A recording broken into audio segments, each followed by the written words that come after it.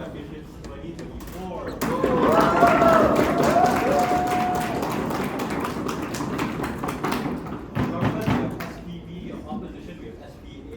Congratulations to both teams for making it this far. My name is Lim Yu Han, I'll be your chair. I'm Wayne. Good luck. Cool, I call upon the Prime Minister.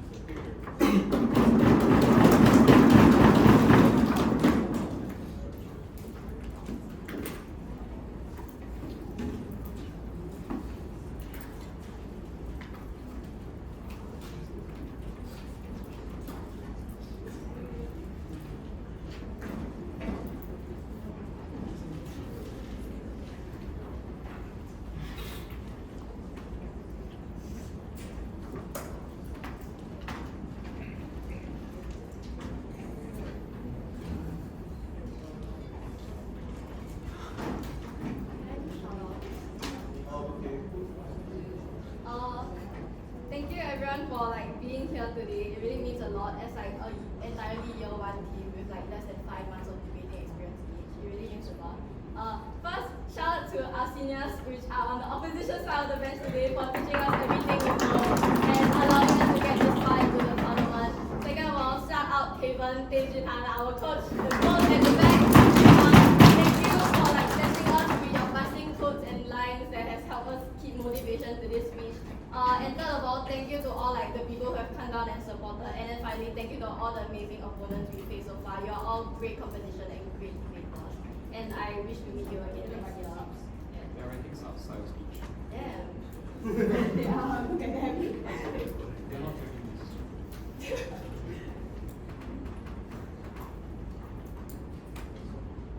I'll first start with some points to set out, right? Number one, what does our world look like outside government? It looks like countries not existing and prevailing largely as a whole. Communities is the counterfactual that we'll be able to give you on our side. These countries, as stated in the Infoslide, are largely based and surrounded based on things like language and also your vocation, right?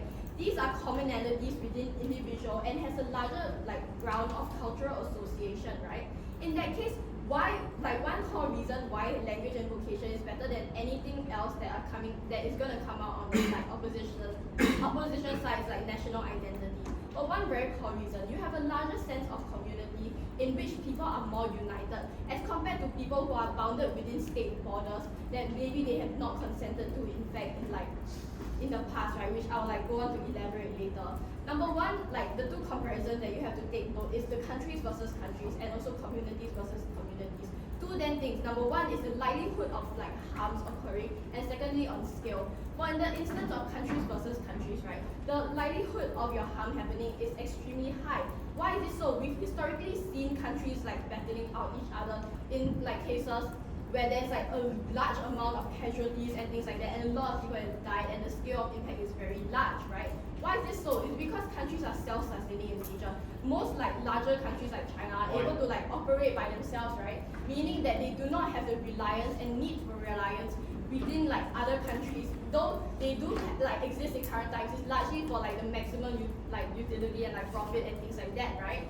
So since there's a large majority of countries are able to sustain themselves, they don't really have incentives in which they need to keep large good relations with other countries. In that case, on the scale of impact, right, we have historically seen large amounts of wars break out in which countries are firing nukes at each other, and we've seen mass genocides and things like that, right? So why does this happen on opposition side of the house? It's because when governments have extremely large control over the entirety of their country, they are able to do things which not everyone has to agree to or consent to. Meaning that since your amount of resources and capital as a country is larger, you're able to invoke war with other countries without as much repercussions of yourself. Since number one, as I previously mentioned, you're self-sustaining, and number two, you're just able to do so, right? The second, as compared to outside of the house where it's communities versus communities, if in the first place this war would have happened for, but however, firstly, two reasons why this would not happen, right? Number one is that communities have extremely large cultural similarities. Note that we are talking about things being associated together from your jobs and your vocations and things like that. And it's often things jobs where it's something that takes a large majority of your time, where it's something you're bonded to, and it's something like you can talk about in commonality. Number two is like capitalism as a whole, right? Number one is that with capitalism is designed to only benefit your top 1%.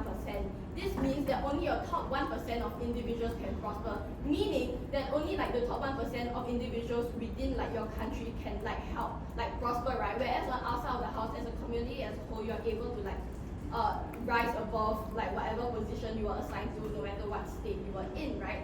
So next, on like community versus communities, your scale of impact is much larger. Note that communities, while we admit on like when we consider on our side that maybe the scale of development as your like community as a whole is not as like significant, not as like fast-pacing and large, we will like trade that off for the fact that the scale of harm that you're able to like impact onto others is much larger.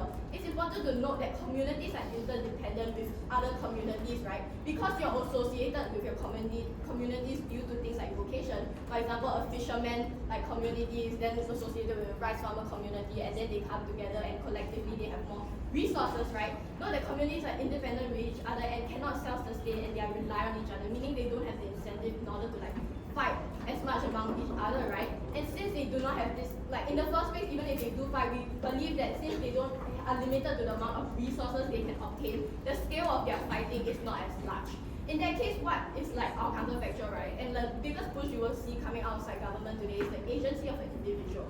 We are not bounded together by our borders, right? And we've historically seen cases where the borders of individuals have unfairly segregated them. We look at India, right, where individuals are segregated based on like their religion, and this looks like on outside the house, Islamic individuals from regions like in regions of India where are predominantly Muslim are then able to leave this state and leave to like communities in which they identify in, right? This not only leads to greater safety for like an individual as a whole, but it also leads them to live a more fulfilling and better life because they are now with a community in which they identify with, right? We've historically seen cases in which like colonial parties have unfairly divided borders, which is what they have to defend. Borders in which they are drawn based on like nameless conclusions in which like people are reduced and objectified, right? These are the individuals that are suffering the most, and we believe that on government side of the house, we are able to give people the agency in which to leave communities they don't identify with, and then like transition to communities in which they feel safer in and they identify more with, right? On outside of the house, we're able to give individuals the autonomy as like to live. We can look at cases like colonial powers like in the UK, right, in which they've been divided and conquered. They use divide and conquer tactics to like draw lines and transport people against their will. This was like British India, right? And an Indian person in Uganda who had no ties to Uganda and suddenly now has to be dropped off in other places like Africa or like that state, right, are now able to then live by their own free will and then live to communities in which they like more strongly identify with. In that case, since we have to prove agency, right, why would like individuals gain agency? Because if you compare things like communities versus state, we can generally agree that predefined rules are like a set of laws that are agreed upon within communities. This means that there's gonna be not as large of like control between like states since states don't exist, right? That means individuals are then able to like transition between communities easier, and since communities are more existing on like manpower and things like that, they will then be accepting of these said individuals, right? Since communities are not bounded by borders, right, we are allowing an individual to then enter the community at their free will. At this point in my speech, what should you believe? Number one is that agency is the most important thing in today's debate, and it's something we are able to grant individuals. Agency of individuals that were unfairly tied down to a groundland that they did not identify with. Agency of individuals that feel unsafe within communities that they were born into. Additionally, the scale of harm, if like the walls or whatever they try to claim even come out, is much like significantly smaller, meaning that the number of individuals will not be as large. Therefore, side graph.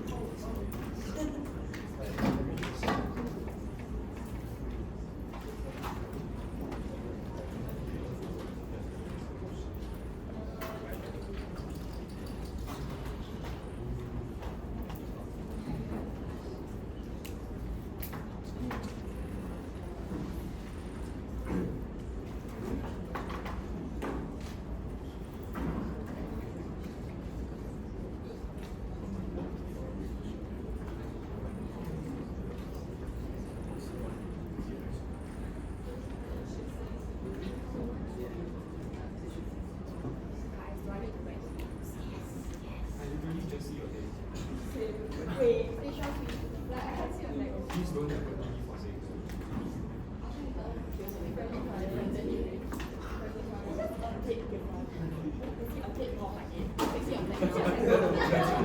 Wait, I need to organize now.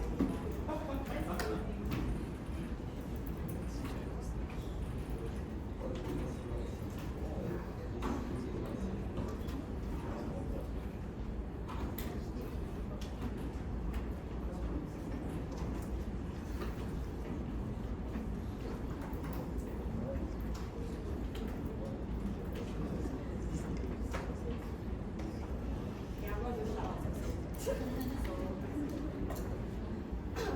Okay, so before I start, I would like to thank our coach Glennis for always supporting and encouraging us. Like staying back OT and getting paid in true burgers for some reason. I think the only reason why any of our speakers here is this grade today is because of your guidance, and we are very thankful for it. Next, I would like to thank like our boyfriend from Asia, or like he's like sacrificing one of his only peak workout days from army. It means a lot to me. And like thank you to all the other spectators and Sherry for coming down to the presentation. We also like to thank everybody else for all the contribution. It was a very fun like meeting all of you. I'm done with my shout. I go once. Sorry. Yeah.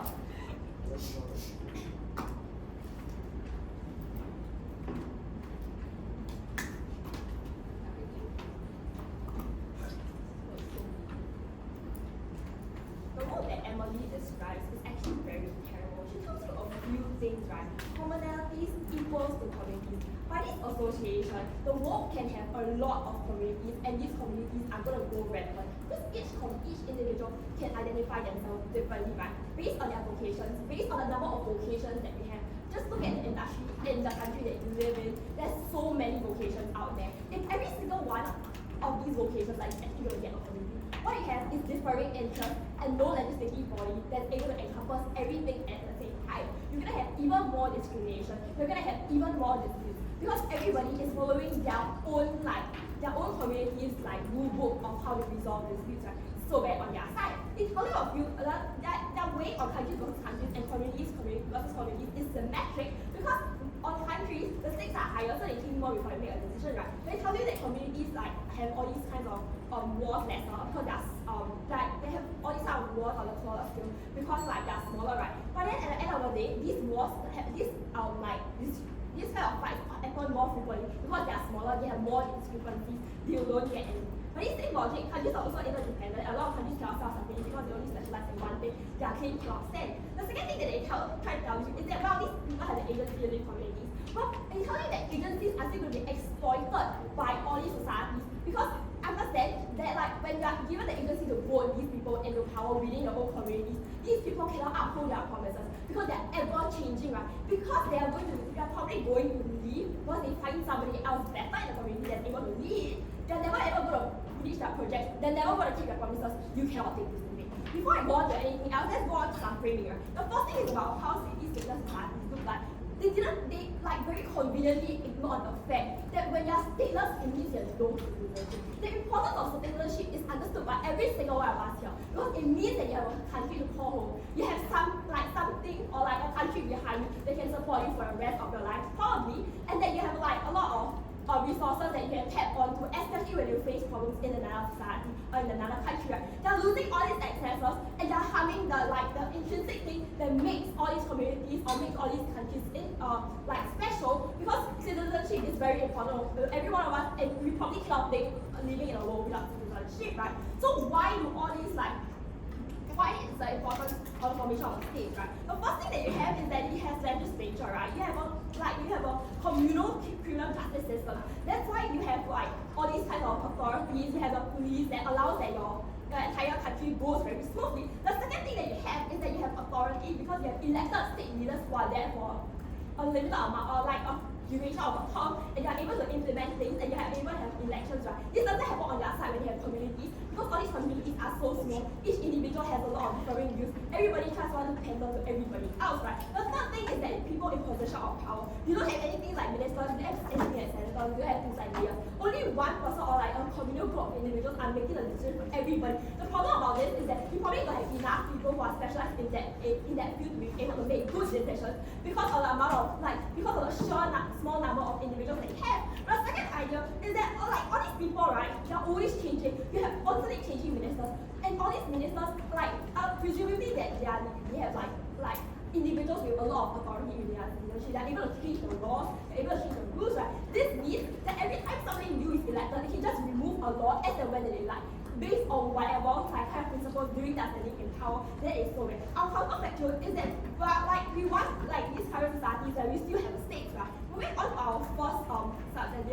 moving on to our first main idea about why stateless societies will not be done well. This is for a few reasons. The first reason is like I mentioned in my rebuttal about the entire idea about authority, but there's two reasons why this is going to be done badly. Because now you don't have a centralized area of like decision making, or like in the Infoslide state you have very limited power. This means that it's a very likely case that communal decisions are made because we now have a like entire board of directors or like people who are important within the community. The problem about this then is that there's like because they didn't mention about how there's going to be somebody who's leading this.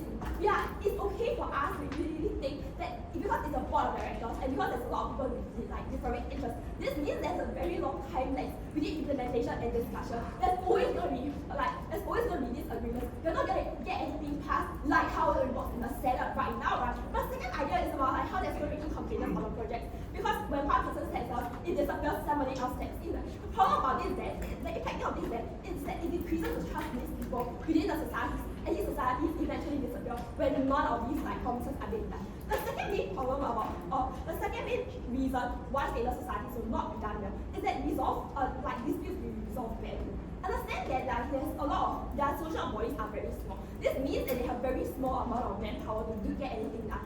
Which in turn translates to how there's like smaller manpower for policing, smaller manpower for implementation of policing, which means that whatever rules that they're trying to have, right, are not going to be enforced very well because of the lack of manpower that they have, right.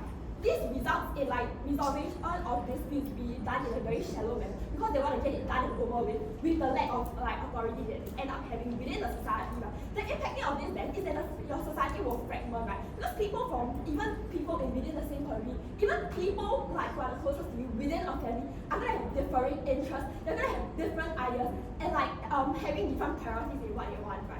And because we're in this society that's so small with such little manpower, with such little authority, this means that our disagreements are going to be blown out of proportion, right? Especially when our society is so small. This results in a lack of power to resolve all these issues. This results in a decrease in cooperation between the societies that they want to claim. They cannot get that benefit. There's no decision done. People's quality of life will suck, and it will like result in conflict. But let's take a moment to think about what happens if two communities or these stateless communities got into disputes, right? Because the entire idea is that because these two communities are stateless, there's no like communal form of power. You're never going to get these disputes done. These societies are constantly going to be going against each other. It's so bad. The next thing to note is that like there's a lack of accountability on your side. Recognize, understand that I said that there's no like citizenship. This means that whatever like community that they claim to be in, right, are like not legal, right? Because they're not written down in black or white. One person can always claim they are from another community, as what Emily has already conceded to. This means that if one person does something wrong in a community, they can always change to another. You're not going to have like any kind of peace in the society. And even if there are peace, there's a lot of ways for individuals to run out of all these kind of things, and they're never going to get like accountability. They're never going to get a safe space. The last thing I want to talk about is that how it is like not very feasible because it wasn't the decision-making processes. It wasn't collaboration, but you always see the leaders changing, and it starts economic growth, right? Because the laws are being passed based on your leaders are always changing, the legislature is always resolved. This side is opposition.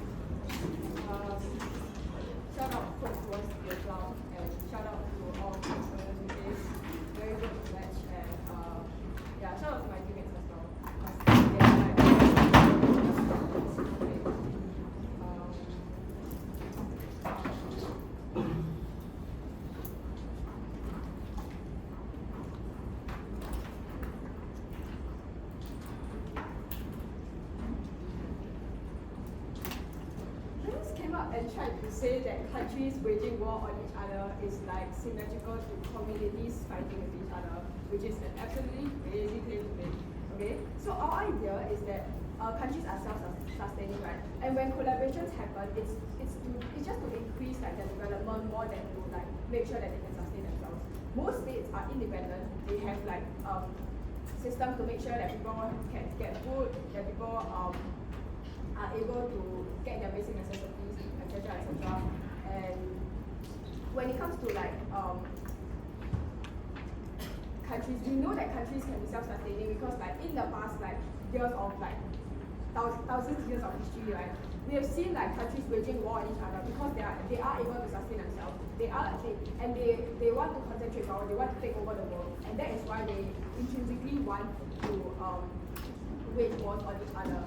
But in our world, because communities are like specifically focused on one thing, then if you're focused on getting water or filtering water, you definitely need someone who like gives you food, right? It's not something that you can like dismiss. You have an incentive to work with other people, but on their side, what happens is that a country has so many people that they're able to provide basic necessities for everyone in that country.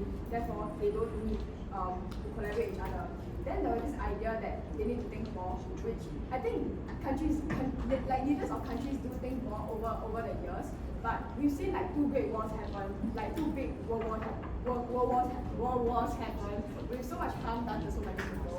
On our side, we believe that it will never happen, and we believe that the trade-off between the like big scale of world wars happening is something that we don't want in this world. And in our world, if we can have a community if we can have a world that develops slower but didn't have all of these harms, like of even like World War III happening right now, right? Then we'll be willing to take that trade-off.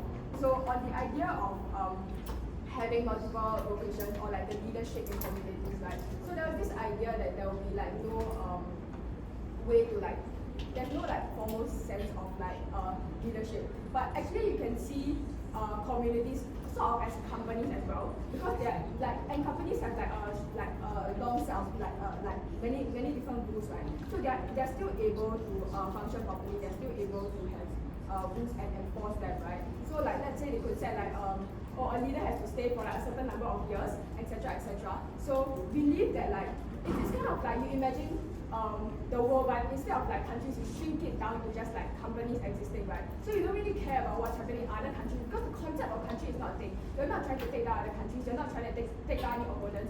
I'm not sure like who exactly will be your opponent in this world or like who you will like incentivize to take down. But in countries, it's pretty obvious. Like you want to be the best country, you want to take over the world. Dictatorships exist later.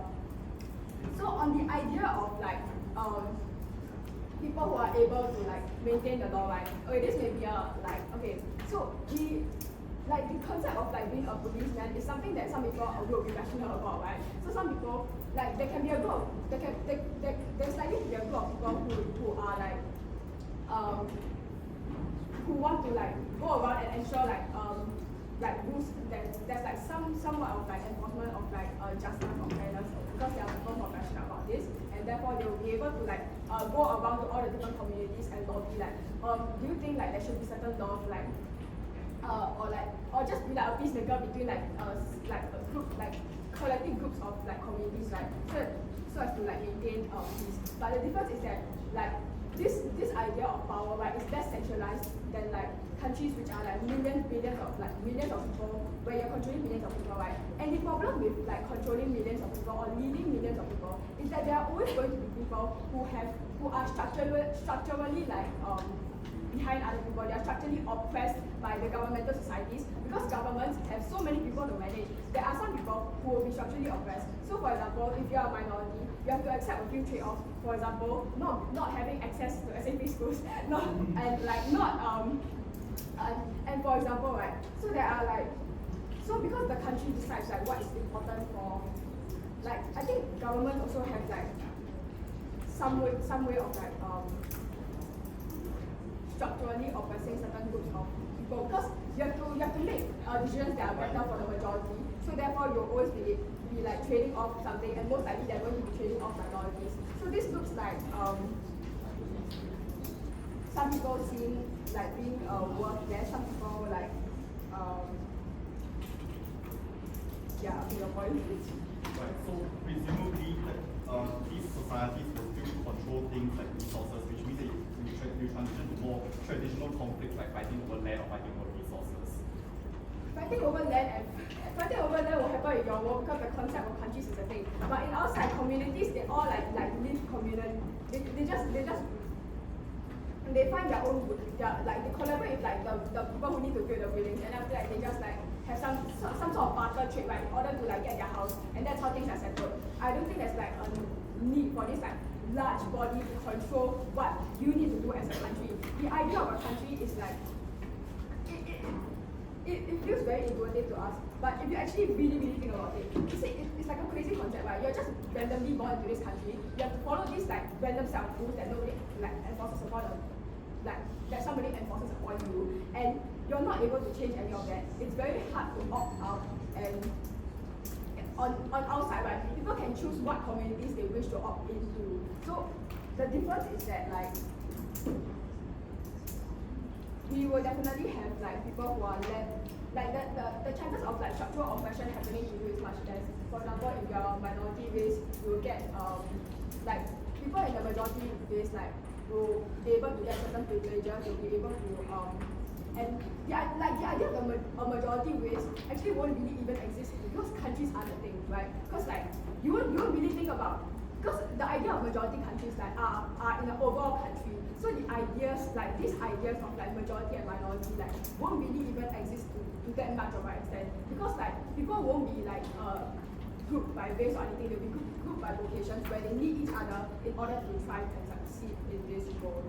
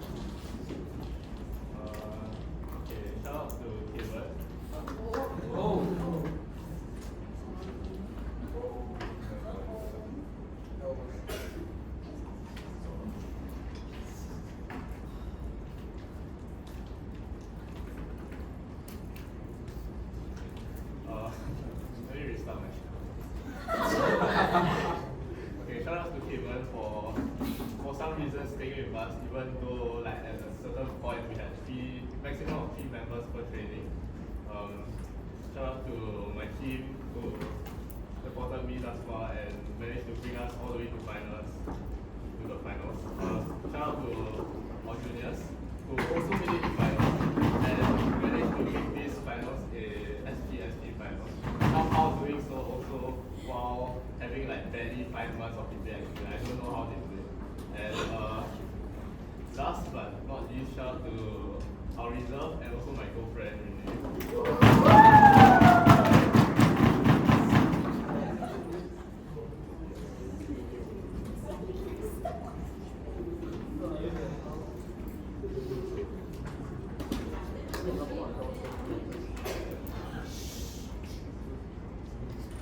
I think it's quite hilarious when the government bench tries to debate land and not in actual reality. When when they come up here and say, oh, countries will wage wars because they want to control the world, when you look at the reality, when like that's not what's happening right now, where the world is so globalized, where like the worlds are so interconnected, where countries are so interconnected, where there's too much at stake, like literally, like the only like. I would like to point out that, like, if they want to bring up the examples of, say, Israel or Ukraine, I would like to say that those two examples are an anomaly. Those two examples are actually like the exception to the rule. And in the current day, what's actually happening is that there's a record low amount of wars happening in the world. So they can't just come up here and say, oh, there are wars in our world, but I mean there are wars in like the current world, but there won't be wars in our world, because that's certainly not true. Because they simply are not debating in reality. Their points are simply not based on reality.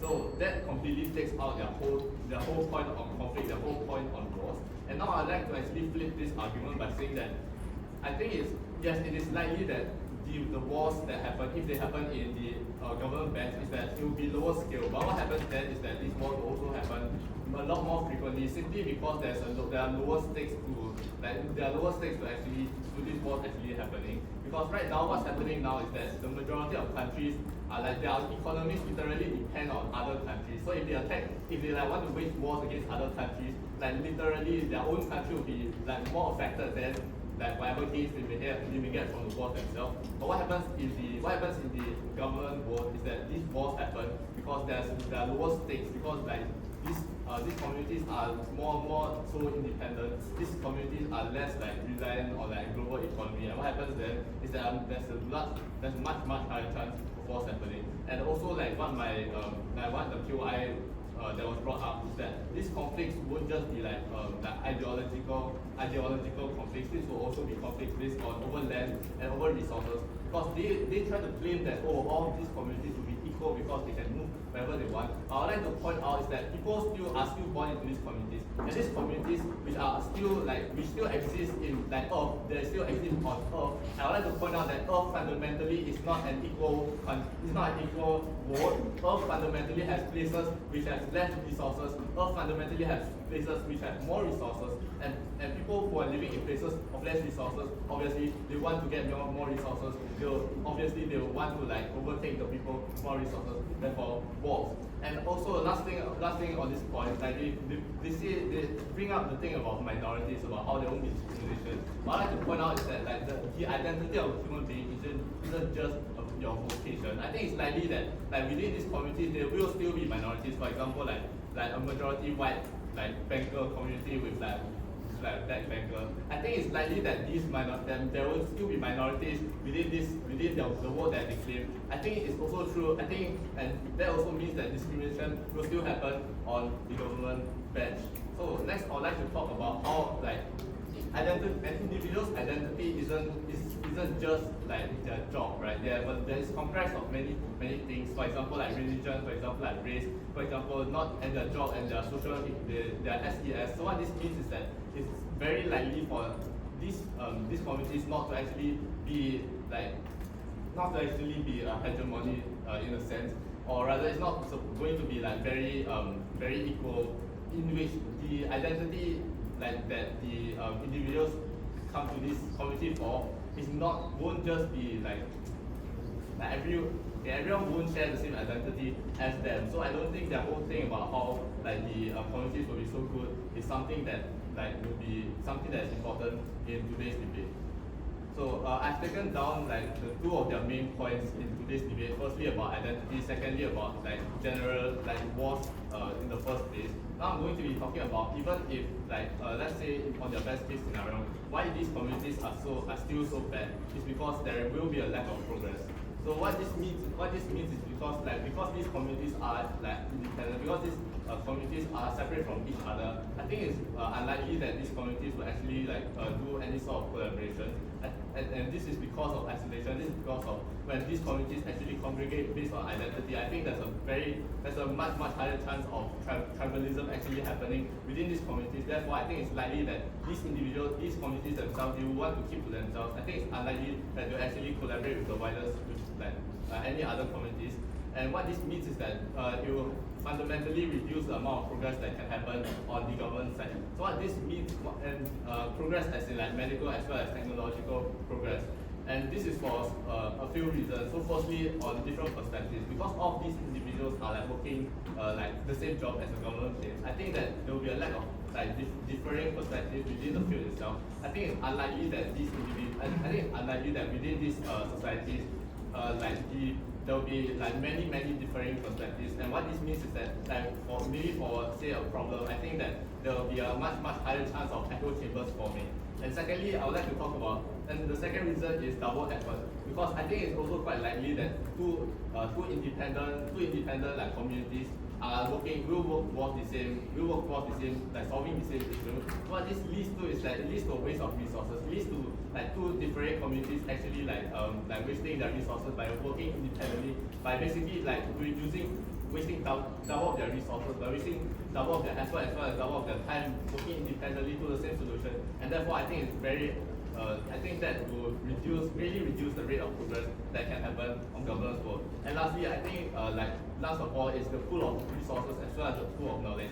Because there's a lack of variety in the vocations, in the communities themselves, and because within the communities, I think and they will probably agree with me that these communities are going to be smaller than the states that exist in the world. I think then that also means that the resources that the individual communities, as well as the knowledge that the individual communities have, will be a lot less than what we currently have in the world, where countries are extremely big and contain many resources, many people of different vocations. So I think what happens then is that without this pool of resources, the rate of progress within the government world will be a lot less in our world. And for all these reasons, with SP it's so possible.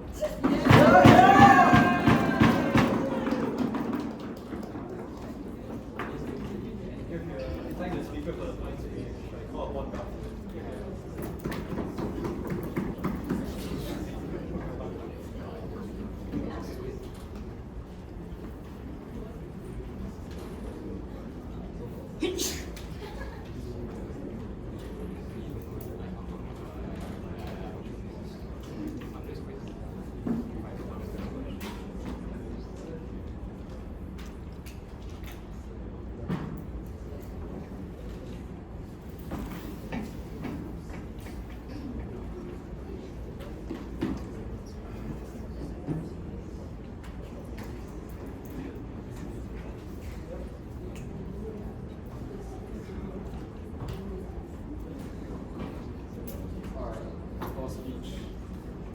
Hours ago, my heart got broken. 20 hours later, I broke into semis, and an hour later, I am here. All of this is thanks to Kevin Lim Han.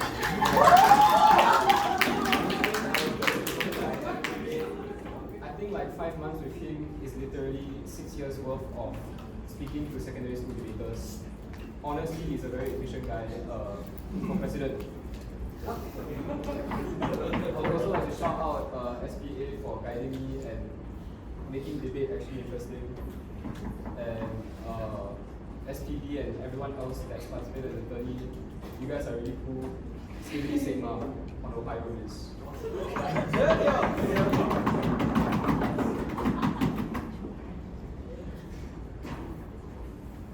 Some Singaporeans dream of being a politician. I dream of being a cloud drifting in the sky. Government is the only thing that gives you this agency. Government is the only thing that actually stands for your own identity. They can tell you all of this. They can tell you that, oh, society is going to crash. Oh, people are going to start fighting. But understand that fundamentally, we are the people. We are the only team that serve the people. We are the only team that gives people the agency to be who they want to be. If you are born if you're not in Taiwan and you're in Southeast Asia and you're gay, you can't get married. This is literally the pinnacle of structural oppression that opposition has to defend. Now, I'm going to rebut a lot of things that they talk about. So, we talk about how the world is globalized, we talk about how, oh, there's a record low of wars happening on their side. But understand that at the end of the day, wars still happen on their side over some of the most smallest things, like things like religion, things like land, things like whatever. Realize that in our world, what happens is that we are literally building the foundation of our society on the idea of compassion and collaboration. What happens on our side is that no one is ever likely going to actually want to fight anybody we are all relying on each other. What ends up happening when you wage war on someone on our side is that you're basically cutting off resources coming to your country, and you're also just needlessly using resources on your own country, on your own people that are fighting. What ends up happening is you lose resources, you lose connections. There is literally zero incentive to actually start a war on our side. And let's say for some weird reason, some guy is incredibly unhappy and he's a completely irrational actor and he decides to wage a war anyways. What is most likely to happen is that because of the mutual understanding that we kind of need each other, what's going to happen is that that area or community that decided to wage a war has no possible chance of winning. Because realize that no, this community and the community surrounding them are likely to want to work together, and it is highly unlikely that these people will even start a fight. But moving on, before I move on your point. Right, so countries in general supposed to understand that it's important to cooperate with one another. So why do wars still exist? Because of resources and because of land? Okay, your PY is basically talking about like irrational actors and how like Putin is low-key stupid. But the idea here is that what goes on in our side is that we are trying to build collaboration. Fundamentally, societies and these communities are built around collaboration. There is a lot less incentive and there's a lot less of an idea of collaboration on your side. Because at the end of the day, they are collaborating purely based on transactionality. Our side is trying to build compassion, and our side tries our very best to at least maintain good relations. Now, Don comes up here and tells you a lot of weird things in the last 2 minutes of his speech, as he always does. He talks about how we have slow progression. He talks about how people have different perspectives. He talks about how people will waste resources because 2 different people will be working on the same thing at the same time but not talking to each other. I already told you the fundamental idea of the society and the world that we live in is collaboration. Then you're just trying to say, oh, you're not going to collaborate because why? Why won't these people collaborate? Why won't these people talk to each other? This entire idea of slow progression happens more on your side actually. Like look at the space race, for example. Look at the Cold War. America and the USSR were obviously not going to work together because they have their own needs, because they have this perception of being each other's rivals. What happens on our side is that people, at the end of the day, sure they may be fishermen, sure they may be making rice, sure they may be farming metal. What happens is that people will still want to go to the moon in some of these communities, and these people will work together because there is no incentive to not work together on our side.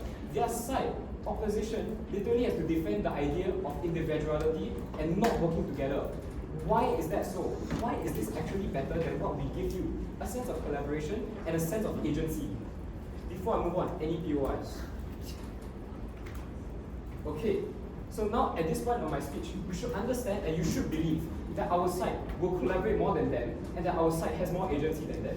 Now, onto the weird clash on wars happening or not. Understand that wars are more likely to happen on their side because this sense of collaboration would not exist on their own. Okay, well, it will exist, but not to a very large extent. Because a lot of what happens on their side is that people will try to be as self-sufficient as possible. They'll be like, I could trade with you, but I would rather find a way to make my own rice. What happens then on their side is that they will try and take over whoever has optimal land for rice. They're going to try and like, okay, well, I can't really farm rice now. My only solution is to get land that is, well, I don't know, I'm not a farmer. Land that can grow rice. What they're going to do now is they're just going to start invading lands. They're going to start taking over people. They're going to try and get more land, and they're just going to try and get things for themselves.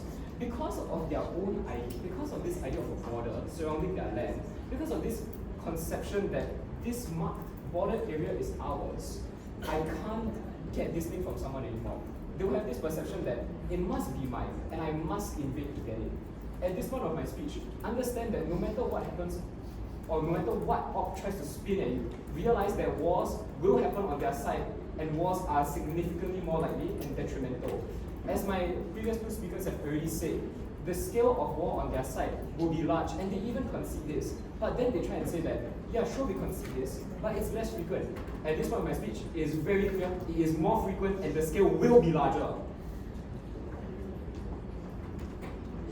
Any POIs before 6?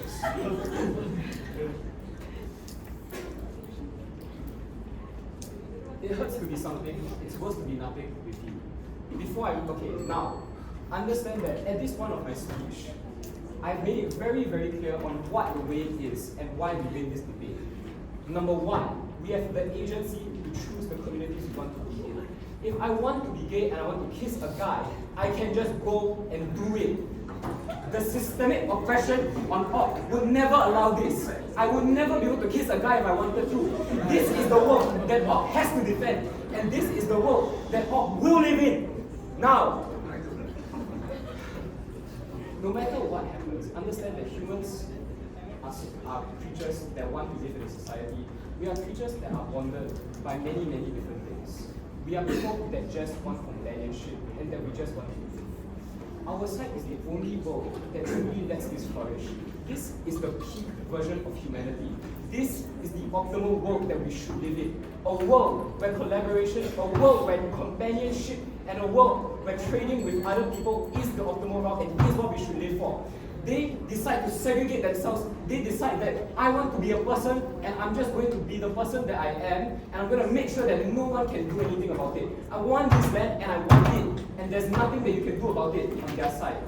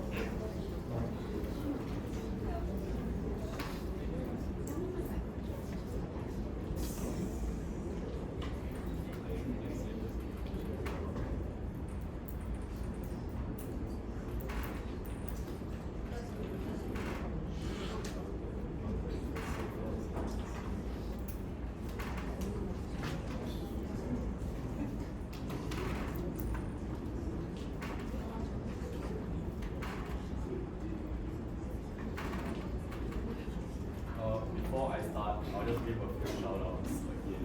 So yeah, the first is to Lim Yu Han.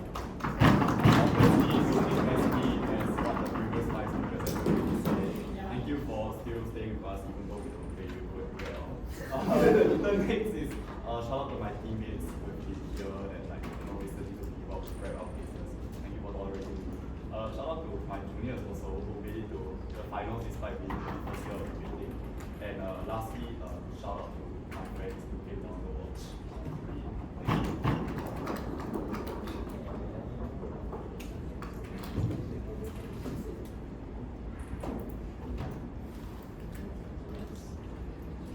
My community and identity were created based on different things. My parents came from Malaysia and China.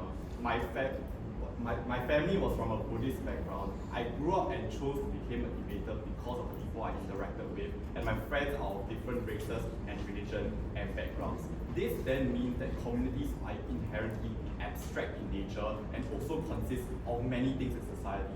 The way we depict Singapore as a multicultural society and the way that a country contains many people of different identities means that on government, the first thing that they had to prove was how every individual and how each aspect of an individual's life could be isolated to form a world where everybody likes, where this identity was a common one between everybody on their side, which is inherently impossible because of the way that communities are formed and because of the way people are identified as different things. But two, we also explain to you why countries are inherently filled with different communities on our side, which means that we think that having a citizenship on our side is the key to putting everyone under a common identity.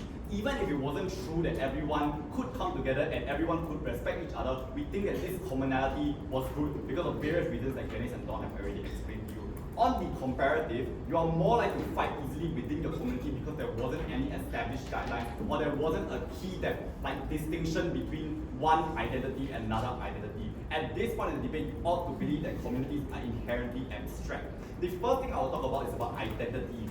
One, an individual's identity is comprised of many things, like I said, on religion, on race, on jobs, on SES, etc., etc. Which means that, like on government, you never have one community with only one common identity. Which means that on their side, it's likely to be true that conflicts can still happen either within the society itself or with other societies neighboring them, because you're in close proximity. But secondly, it's also true that identity is always changing. You can always be shaped by your belief, your experiences, and your livelihoods, which means that the idea of forming a state around a community rather than a common identity of citizenship, or rather being like controlled by a physical border, means that one, communities are unstable on their side because you never know whether or not it will change because of their identity. But two, there's never really a well-defined state on their side because people are just so different in nature. Which means that on agency, which is what Emily tried to win the entire debate on, is that the first thing is that it will still be exploited by other incentives on their side. For example, constantly changing laws or regulations that people implement because they have changing leaders. But two, never being able to resolve disputes or issues within their country because identity is so different in nature. Which means that if Emily and like whatever she tried to prove, like people were not discriminated on race, you will be discriminated based on your capabilities, your jobs, your ideals, your religions, and every other thing that you couldn't like encapsulate within that one community. But two, the comparative here is that you force individuals to conform to an identity to be able to stay in their community, which means they are unable to pivot to other countries or other areas that you try to say, because you are from this community, you are this identity. What makes you think you are able to move to another community or create a community that actually likes you or actually represents you as a whole individual? Which means that on way, the best case scenario on government is that you might get a community that loves you, but the hate comes from when your country is unable to run properly and when the people within your own community still have disputes even though you kind of decided that this was the right thing to do. But secondly, on communities, you are born into a community and it's uncontrollable in nature. I think government also concedes to this. On government, your identity is shaped by the people around you, and like they try to make this a difference from what status quo is. But in reality, in status quo, this is how your identity is formed. You can't really control as to where you are born in or in which country you were born in, which means that your identity revolved around the people around you and the way that you were brought up. Which means that on their side, it's not really clear what the exclusivity means insofar as they're unable to prove a significant degree of difference away from status quo other than war and like companionship and whatnot. But two, the reason why you hate your country now is because your identity is split. This is a flip argument because of governance on their side. Like sure, it's regrettable that certain governments are in the majority and choose to exploit certain minorities. But the idea here is that even on their side, when they have a majority or people agreeing on the same thing, it's likely to be true that governance is unable to be like successful on their side because of what Glennis explains to you, because of things like ever-changing politicians or people in control in terms of power, or whoever is controlling the idea of like settling disputes, right? Which means the government has a burden to show that these independent communities will be run well, which is something that they haven't really proven to us on our side, which is why we are clearly unsure as to why these countries are, or these societies will be better run by countries, even if there were conflicts and even if there were things like discrimination. Point. I'm both Singaporean and Malaysian. In that case, what's my national identity?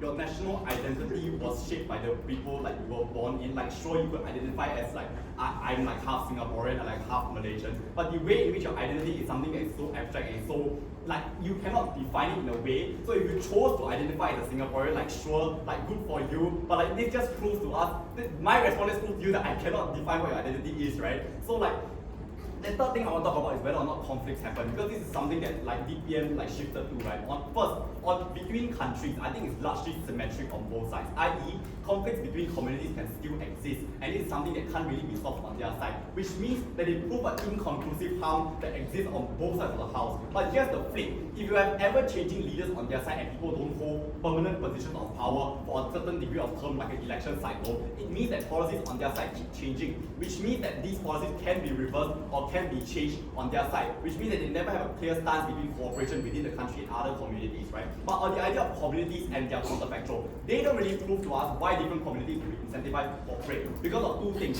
differences at the border still exist, and differences in needs still exist. So if they say that collaboration will somehow still exist and conflicts won't exist, we think it's unlikely to be true. So like sure, you might not be like fighting like a full-on nuclear war, but you'll be transitioning to like more traditional forms of conflict, like fighting over land and fighting over territory. So it still exists on their side. But lastly, on the idea of collaboration, governments only claim here that societies will collaborate. First, there's very limited mechanism as to why this is likely to happen. It's likely to be an assertion because they say that people just focus on themselves and they like do things like barter trade. I don't know. Like no, if a territory has a lot of resources beside you and your territory doesn't have a lot of resources, you default to the more primal desire to claim this territory and you fight wars and conflicts because you want to claim this territory. But two, they presume that there's collaboration. Like you can consider the USSR in the past as a community, but it's split into different communities and now like Putin wants the old community back. This means that a change in community would cause things like conflict and they'll never be able to escape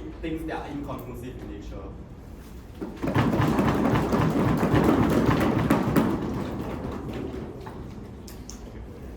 Here, I thank the speaker for his speech. I welcome the opposition.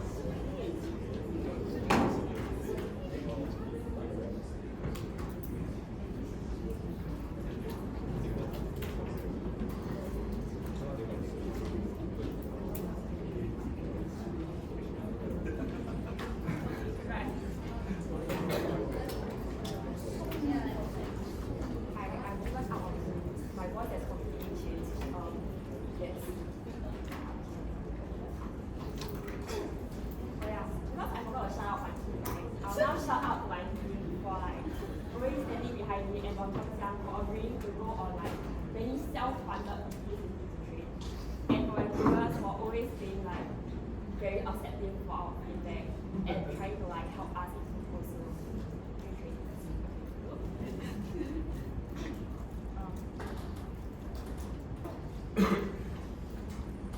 Government lives in a utopia where everything is going smoothly, like how they program it to be in their dreams. But if everything was going smoothly, I wouldn't be sitting here with a 3.5 GPA instead of 4.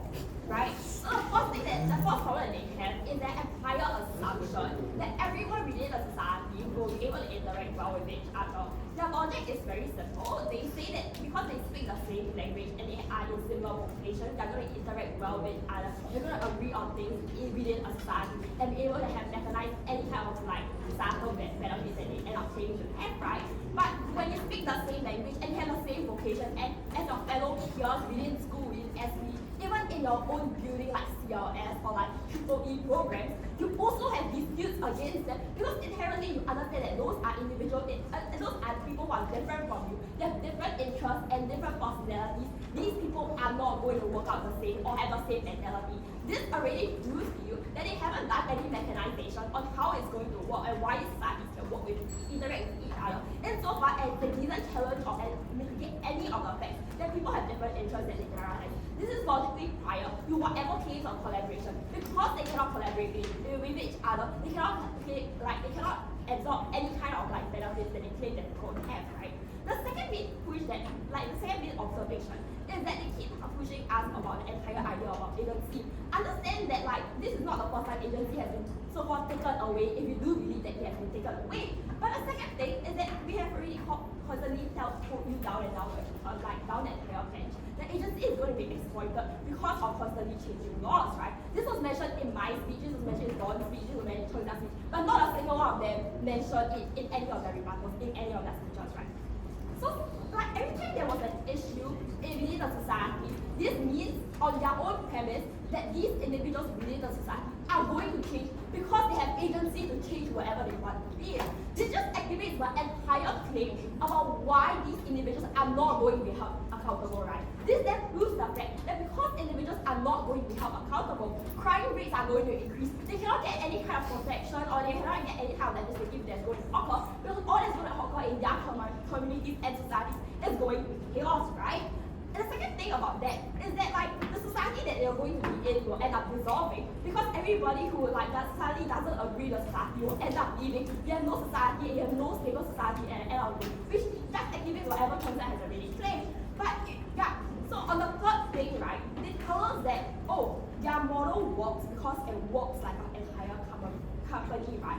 Presumably, in a company, you have a founder, a board of directors, and so on and so forth, right? This is in their framing, right? But think about it, like intuitively, right? Individuals at the top don't change. Your CEOs don't change. Your board of directors rarely rotates or anybody else is elected into it because of like the power disproportionality within each of these companies. Right? This then proves to you that like their model is unable to work.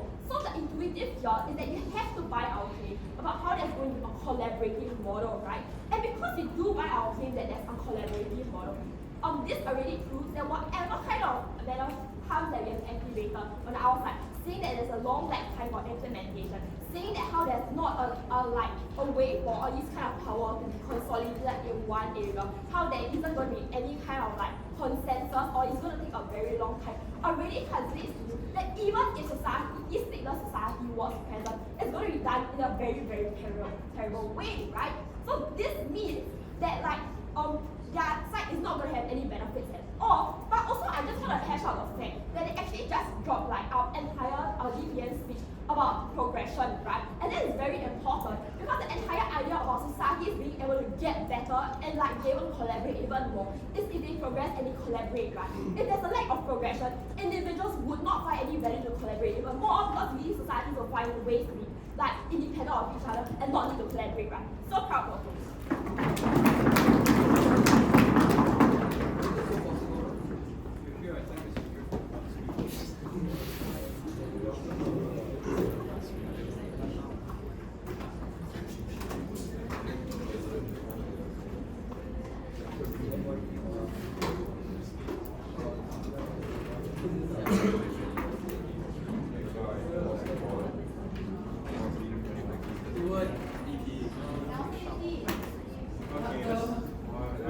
Can you wait for 4 minutes? It's the last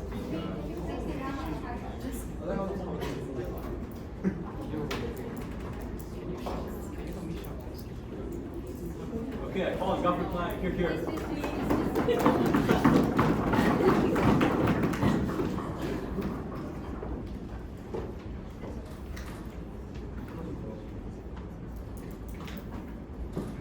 Opposition would like a world where I have bombs nuking my house rather than a world where me and Yu Han are fighting on who will do this with license. National identity, right? They tell you that the sense of like they tell you the sense of national identity is so important because we need a place to call home. Let me tell you, if I'm suffering, right, as an LGBTQ plus IA individual within my right-wing community, in that case, why would I want to call that place home? Communities are built on things like common values. When you share things like lived experiences, you're not likely to discriminate against your counterparts, right?